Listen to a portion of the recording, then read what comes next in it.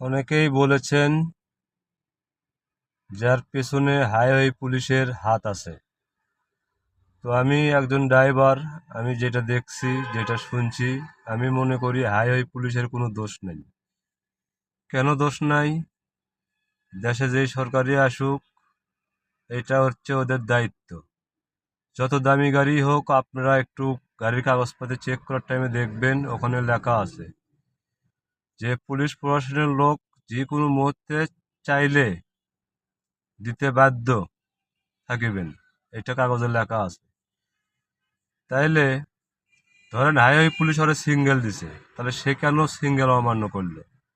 আর দুইটা কারণ হইতে পারে। এক, না আর কাগজপত্রের সমস্যা আছে, আর যদি কাগজপত্রের সমস্যাই থাকে ওর তো কোনো সমস্যা নেই, এটা মালিক পক্ষ বুঝবে, সে কেন এইরকম একটা রিস্ক নিতে যাবে? এই হলো এক।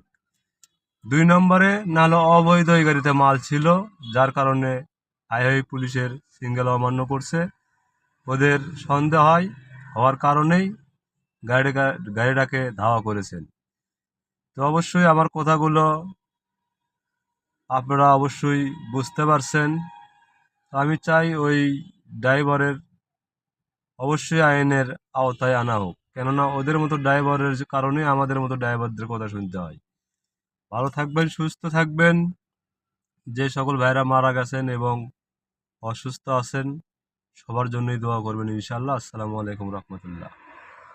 ওখানে যখন ঘটনা ঘটে, ঘটনা ঘটার পরে অনেক ভাইরাই বলেছেন ওখানে একটা ফ্লাইওভার হওয়ার দরকার। এটা আসলেও মিথ্যে কথা বলে নাই। শাকপালার মোড়, যেখানে কোনো দুর্ঘটনার চান্স নাই, সেখানে যদি ফ্লাইওভার হইতে পারে, বাইপাস থেকে শুরু করে বনানী পর্যটন হোটেলের সামনে পর্যন্ত অনেক রিস্কি একটা জায়গা, তাহলে এখানে কেন ফ্লাইওভার হলো না? এখানে আমরাও যে সকল ড্রাইভার ভাইরা আছি, আমরাও ফ্লাইওভার চাই। এটা সরকারের কাছে আমাদের জোর আবেদন ইনশাআল্লাহ।